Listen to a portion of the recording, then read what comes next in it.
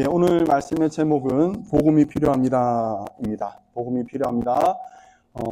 우리에게는 복음이 필요합니다. 예, 그래서 그 내용을 가지고 로마서를 통해서 함께 살펴보도록 하겠습니다. 요즘 시대의 관심사가 무엇인지 여러분들 혹시 알고 계시나요? 요즘 시대의 관심사 제일 쉽게 알 수 있는 방법은 구글을 통해서 우리가 요즘 사람들의 관심이 어디 있는지를 확인할 수가 있습니다. 구글 트렌드라는 그런 사이트가 있고요. 구글 트렌드에 들어가시면 그곳에서 지역마다 미국이나 한국이나 아니면 다른 나라에서 어떤 관심사를 가지고 가장 많이 검색했느냐를 알려주는 그런 사이트가 있습니다. 그것을 들어가면 사람들의 관심사를 알 수 있죠. 제가 어제 저녁에 잠시 들어가 봤는데 요즘 사람들의 관심사는 뭘까요? 혹시 아시나요? 예, 역시 세상의 조류와는 상관없이 주의 말씀과 은혜로 살아가는 우리 성도님들. 예, 지금 그 올림픽이 끝나고 나서 지금 장애인 올림픽, 패럴림픽이 지금 진행되고 있습니다. 특히 양궁에 관심이 많으시더라고요. 그래서 장애인 올림픽 양궁에 대한 키워드가 지금 상위권을 달리고 있습니다. 혹시 뭐 장사를 하신다든지 뭐 사업을 하고 계시는 분들은 아마 구글 트렌드를 통해서 요즘에 사람들의 관심을 확인할 수 있을 거라고 저는 생각이 됩니다. 제가 교회도 검색해 봤습니다. 예. 역시 우리 교회는 안 나오더라고요. 예. 여기 계시는 우리 성도님들의 관심은 어디 있는지 제가 잘 모르겠습니다. 이번 한 주 동안 여러분들은 어디에 마음을 두시고 무엇을 생각하시면서 살아가셨는지요. 여러분들의 관심이 분명 하나님 기뻐하시는 그 현장에, 그 장소에 있기를 간절히 원합니다. 자, 우리가 나의 관심이 어디 있는지 스스로도 잘 모를 때가 있습니다. 그렇죠? 가장 잘 알 수 있는 방법이 있다면 몇 가지가 있더라고요. 내가 시간을 어디에 제일 많이 썼는지를 보면 나의 관심이 어디 있는지를 대략 확인할 수가 있습니다. 여러분 혹시 여러분 그 수입에, 한 달 수입에서 제일 많은 그 지분을 차지하는 것이 무언가요?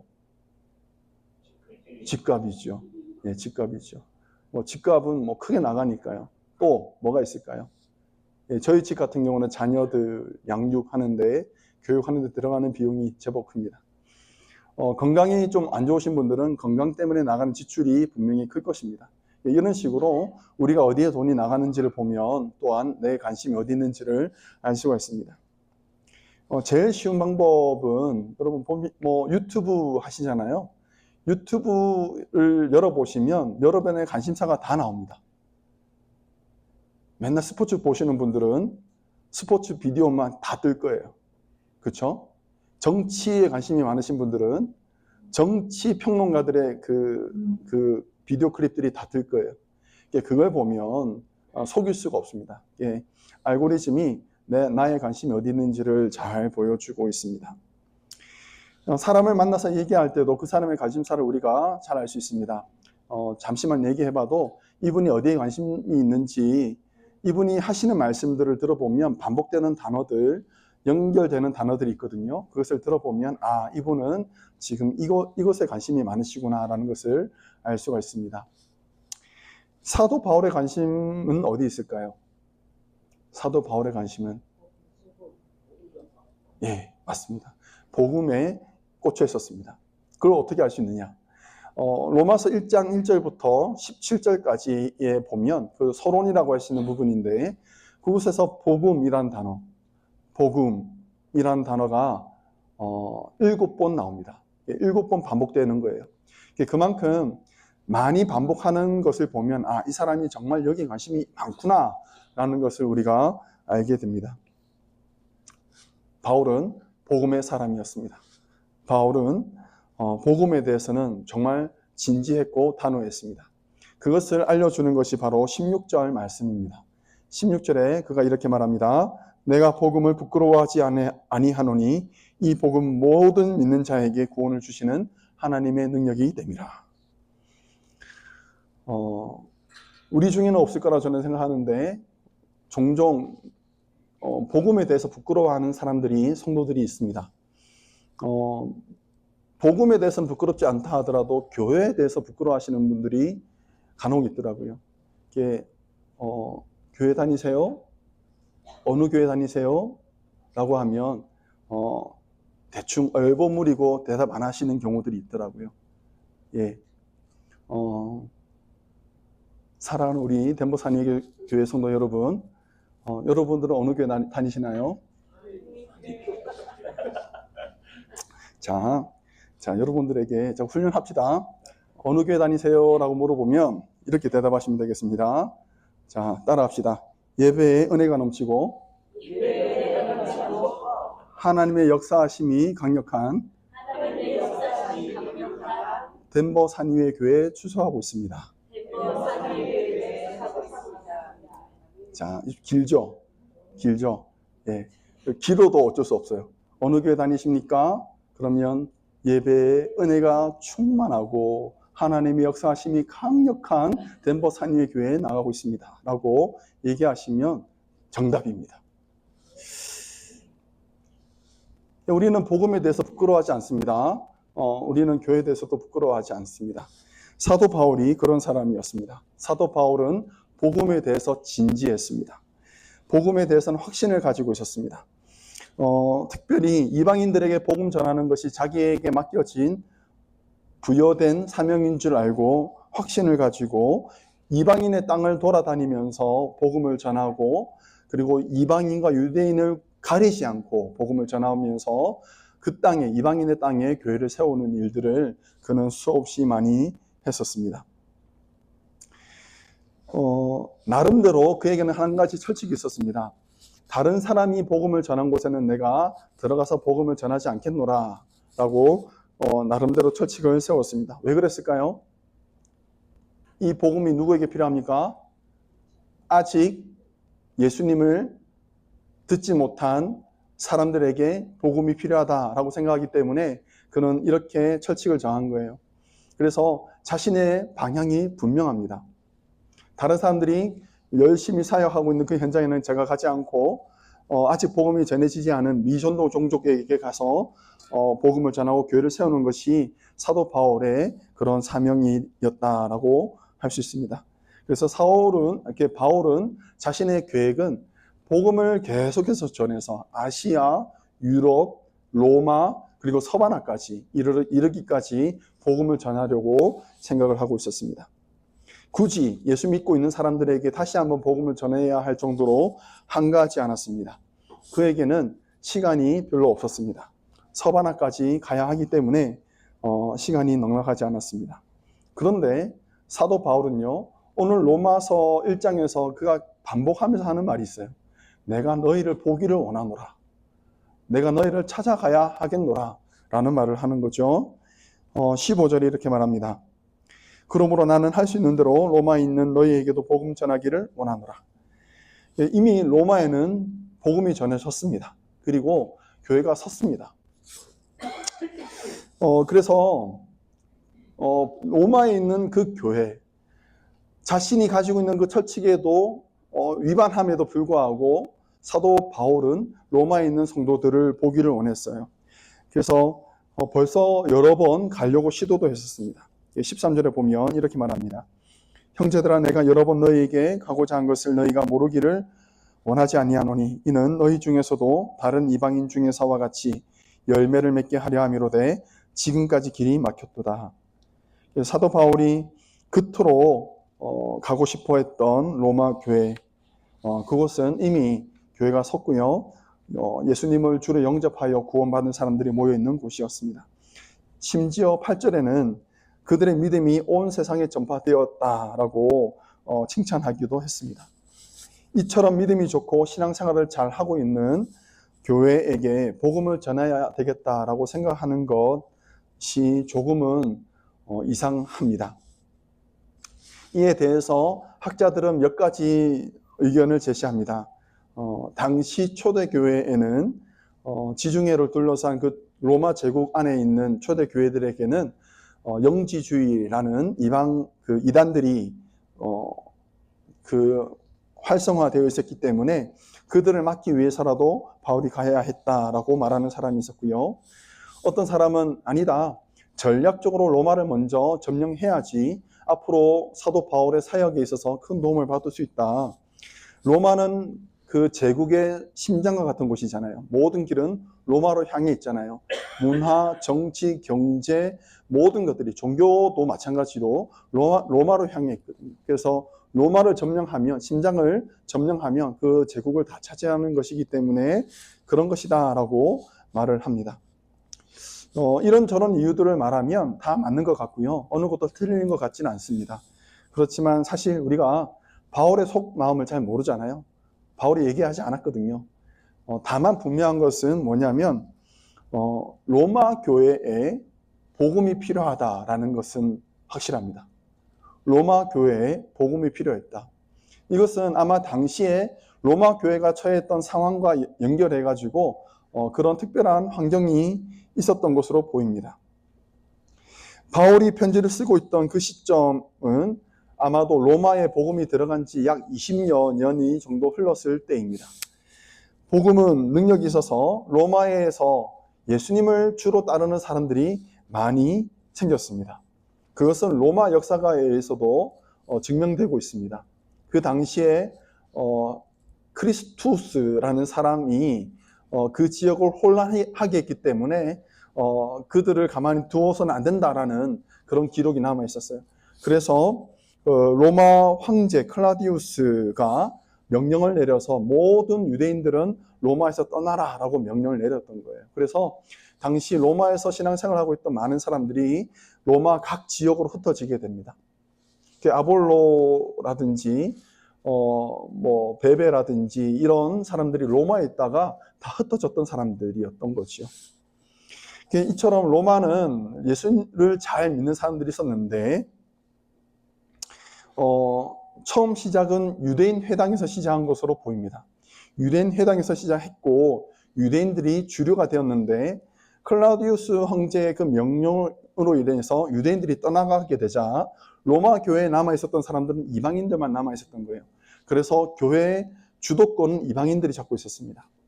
그러다가 시간이 점점 흘러서 나중에 떠나갔던 유대인들이 다시 로마 교회로 돌아옵니다. 돌아왔는데 그들의 빈자리가 별로 없었던 거예요. 있을 자리가 별로 없었던 거죠. 그래서 교회 안에 이방인과, 그러니까 헬라 사람들과 유대인들 간에 약간의 불편함이 있었습니다. 이런 갈등들, 이런 어려움들 때문에 로마 교회가 힘들어하고 있는 것을 사도 바울이 들었던 거죠. 여러분, 이런 문제에 대해서 전문가는 누구였을까요? 이런 일에 있어서 전문가가 있었거든요. 독보적입니다.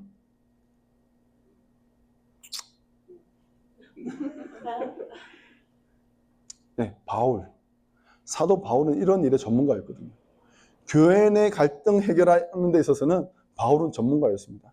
그 지중해 있었던 수많은 교회들이 이방인과 헬라인과 유대인들 간의 갈등으로 인해서 마찰로 인해서 어려워할 때 그들을 권면하면서 썼던 편지들이 우리 신약 성경에 다 들어가 있잖아요.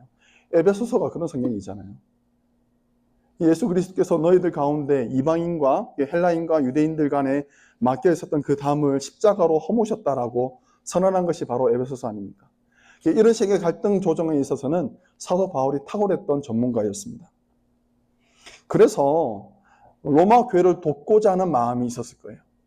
내가 너희를 정말 돕고 싶은데, 내가 너희를 정말 보고 싶은데 내가 한번 방문하겠다라는 그런 의사를 밝힌 것이었습니다. 자, 사도 바울이 로마서를 쓰면서 그가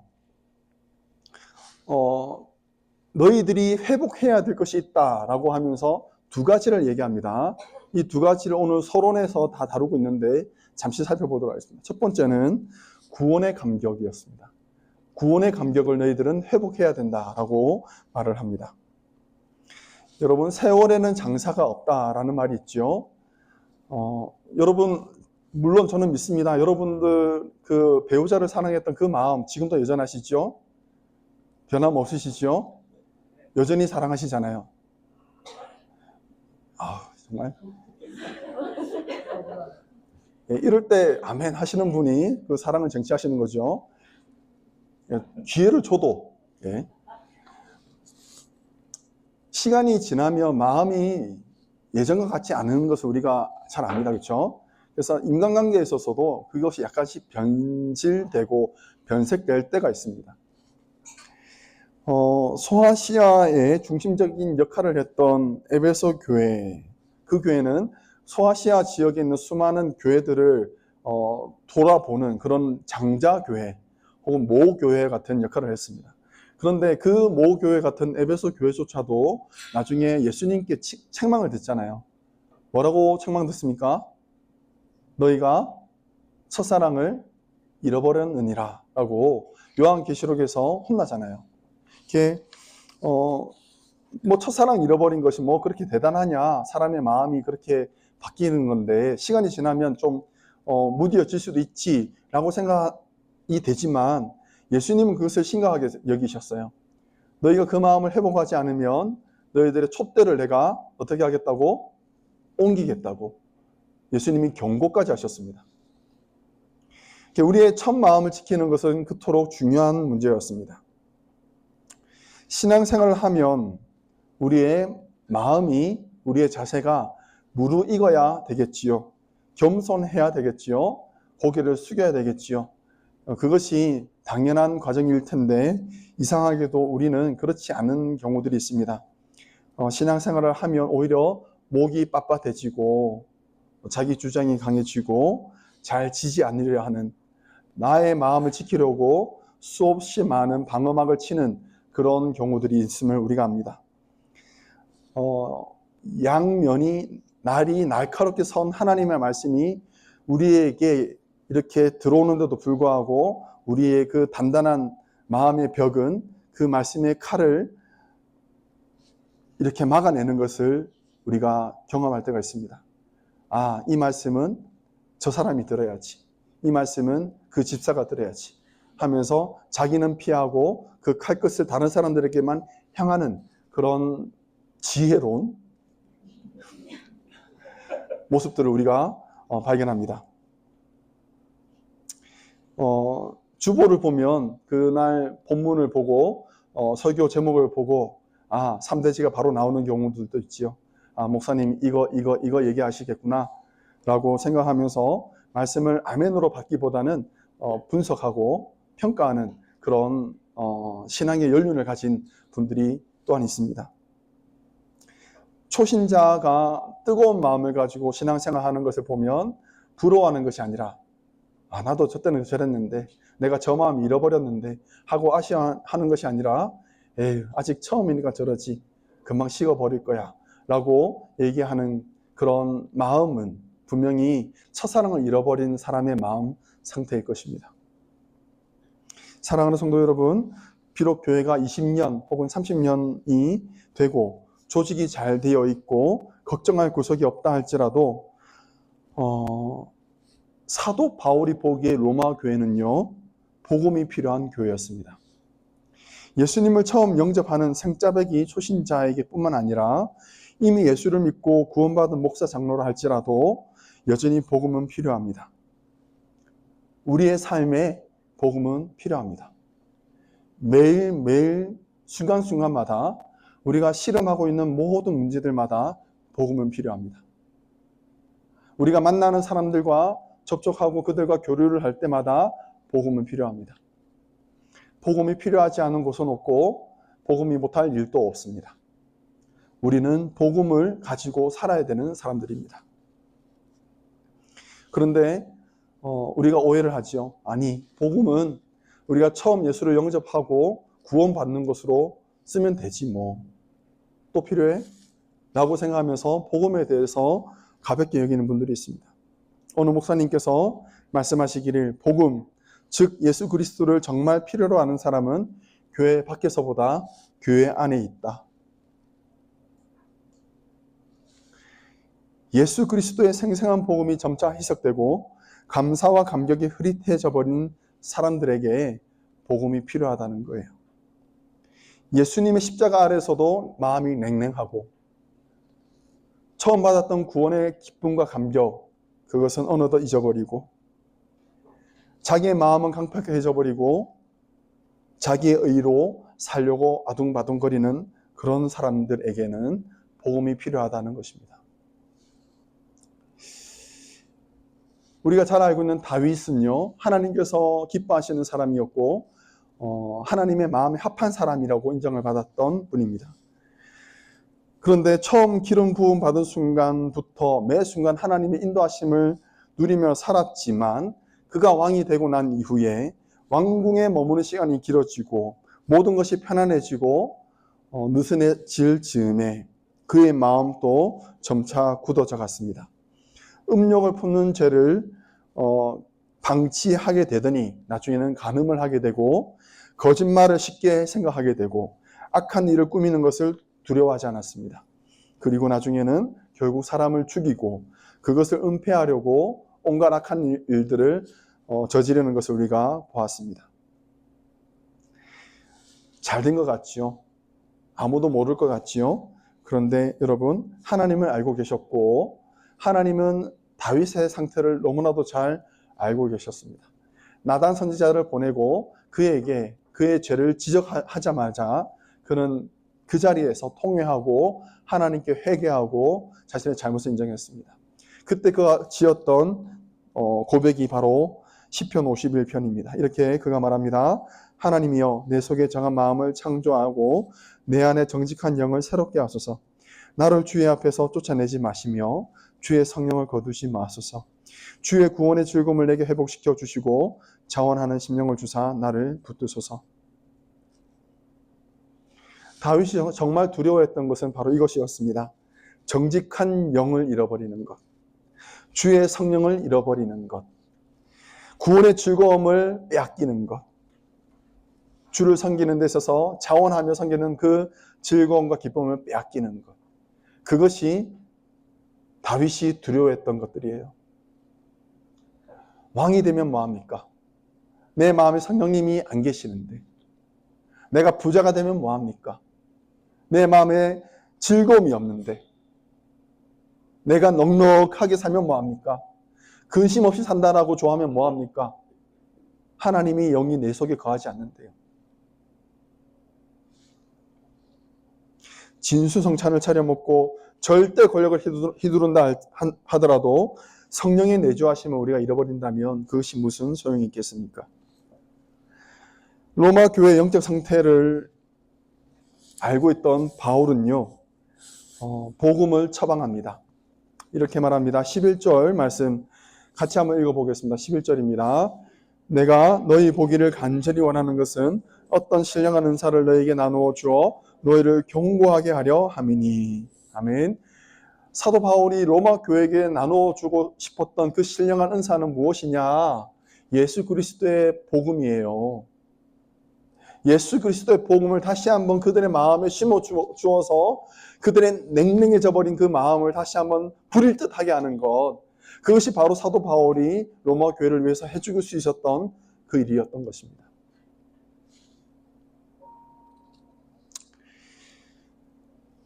복음이 무엇이냐?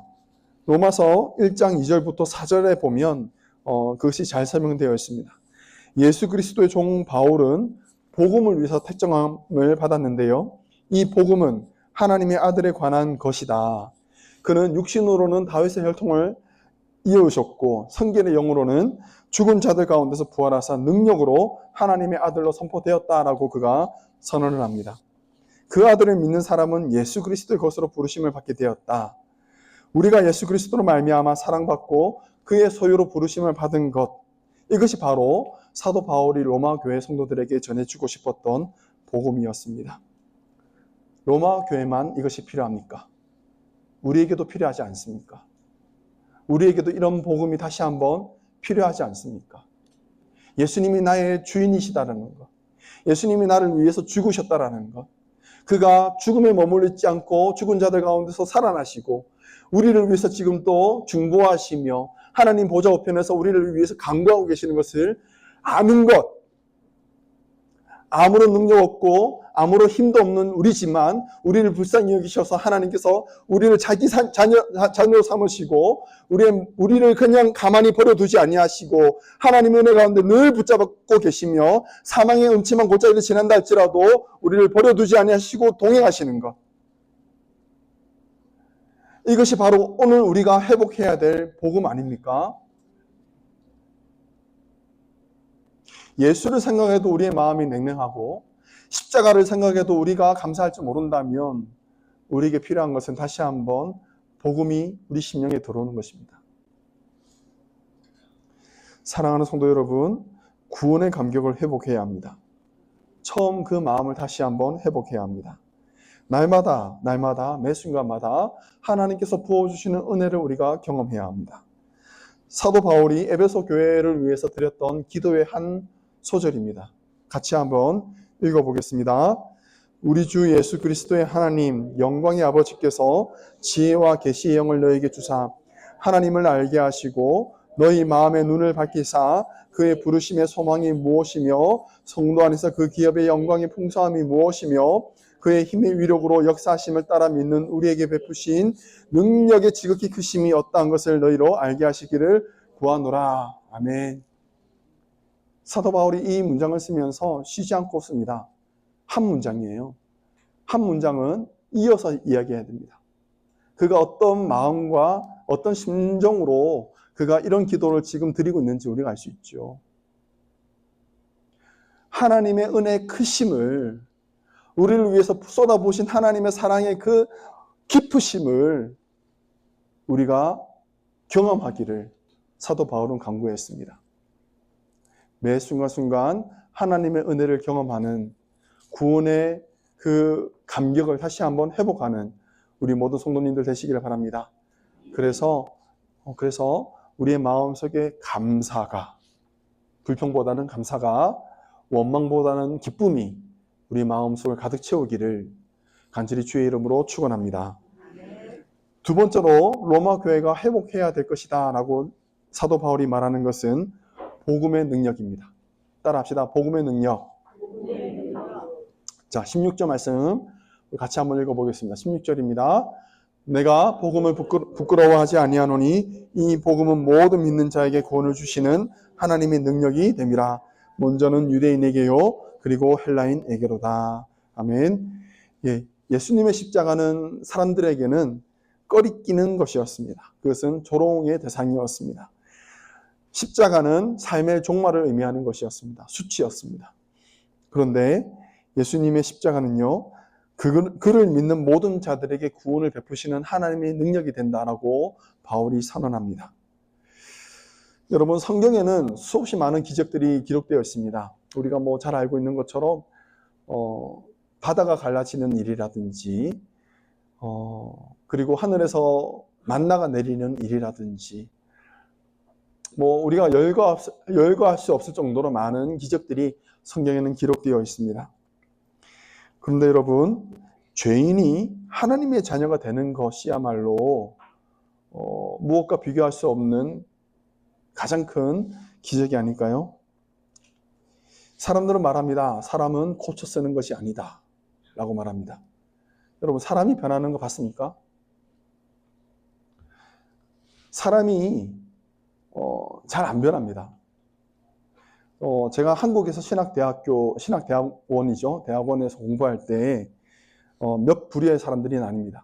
전도사님들이에요. 다 신학을 공부하고 있는 전도사님들인데 세 부류 정도 나옵니다. 경배와 축구하는 분들이 있고요. 역시 못 알아들으시는군요. 경건한 전도사님들이 매일같이 운동장에 나가서 축구하시는 거죠. 시간만 나면 축구하러 나가시는 분들이에요.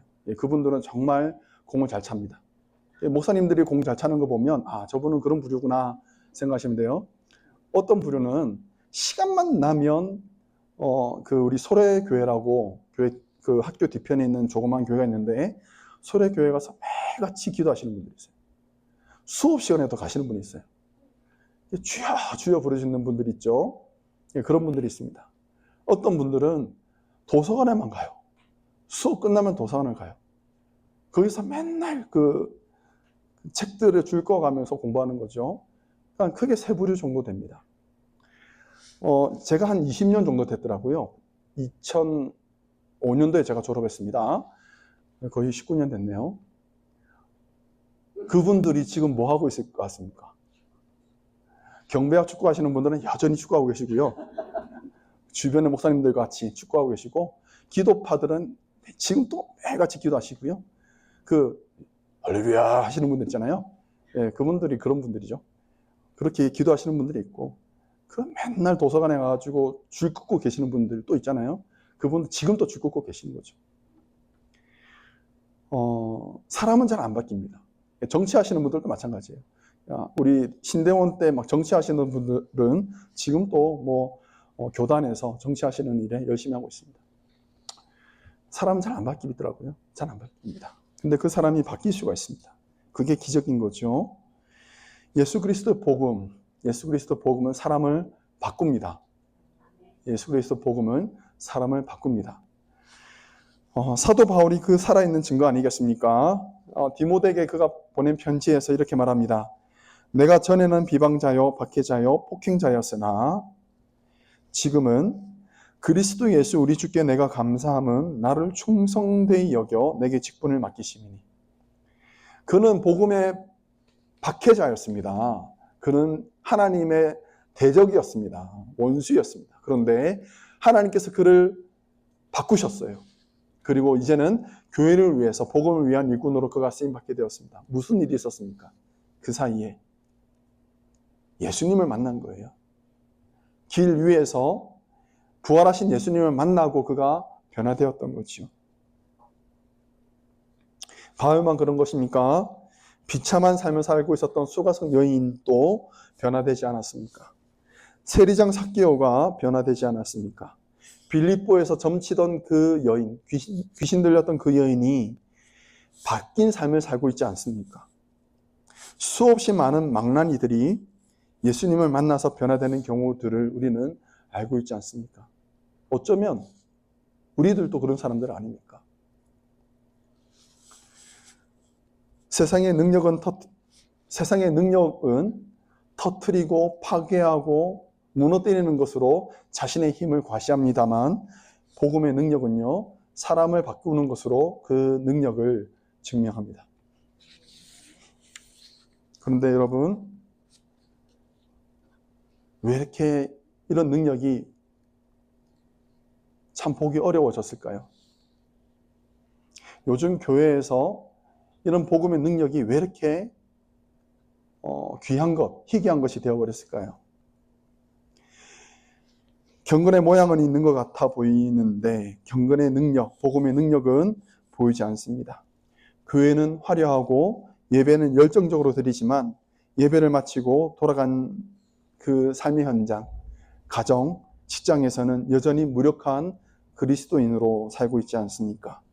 겉모양은 다이나마이트인데 무엇이든 터트려 버릴 것 같은 그런 다이나마이트인데 그 속에는 팡 하고 터트릴 수 있는 화약이 비어 있는 것은 아닌가요? 사도 바울은요, 마지막으로 사도 바울은 하박국 선지자의 말씀을 인용합니다. 이렇게 그가 말합니다. 오직 의인은 믿음으로 말미암아 살리라. 한번 따라합시다. 오직 의인은 믿음으로 말미암아 살리라.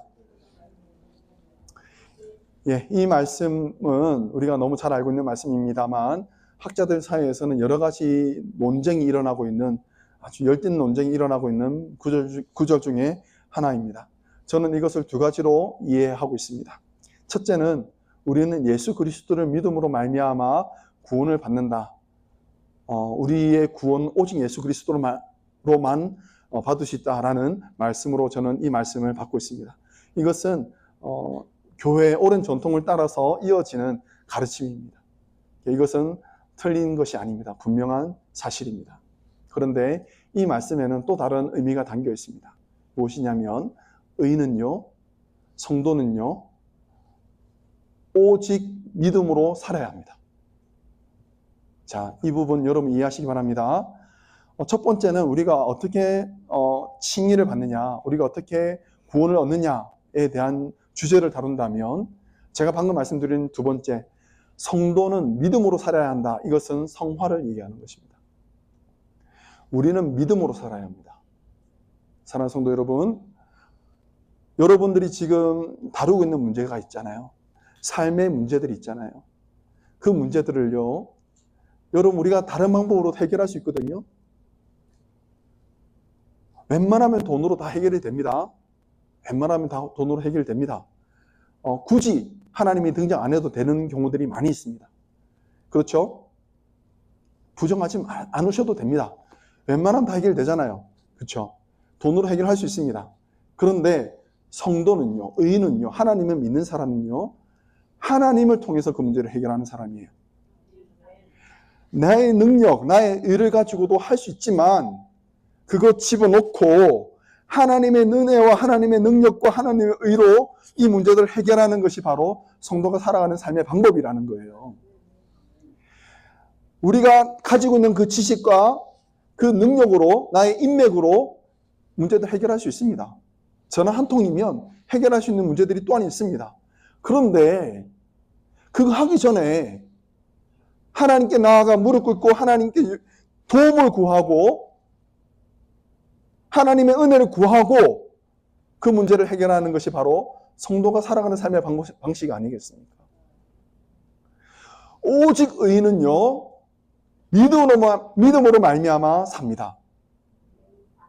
여러분, 다른 방법은 집어넣으셔도 됩니다. 그래야지 하나님이 일하십니다. 그래야지 하나님의 능력이 우리의 연약한 인생을 통해서 드러나는 것입니다. 하나님께서 어떻게 역사하시는지 증명하고 싶습니까? 그의 증거가 되고 싶습니까? 그렇다면 믿음으로 살아가시기 바랍니다.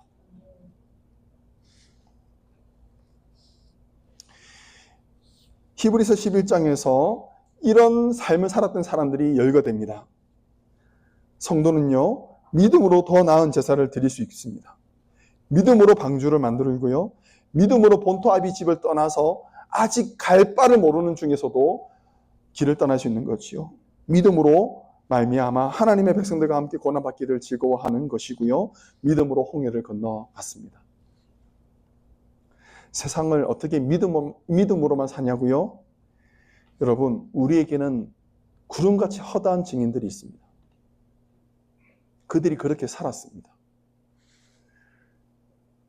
그러므로 모든 무거운 것과 얼매기 쉬운 죄를 벗어버리고 인내로서 우리 앞에 당한 경주를 하며 믿음의 주요 또 온전케 하신 이 예수를 바라보자. 지금 여러분들이 삶에 어떤 정황이 있는지 제가 다 알지 못합니다. 어떤 분들은 정말 다급한 상황 가운데 처한 분들이 있습니다. 어떤 분들은 지금 여유로운 삶을 살고 계시는 분들도 있습니다.